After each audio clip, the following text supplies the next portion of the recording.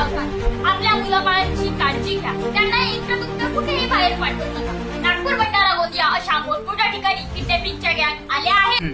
त्याच गँग आपल्या खेड्यापाड्यात सुद्धा येतात. म्हणून तुम्ही तुमच्या मुलांची काळजी घ्या. तुमच्या मुलांना समजावून सांगा की अनोळखी व्यक्तीकडून काहीही कोणतीही वस्तू खायची प्यायची नाही किंवा अनोळखी व्यक्तीसोबत बोलायचं नाही.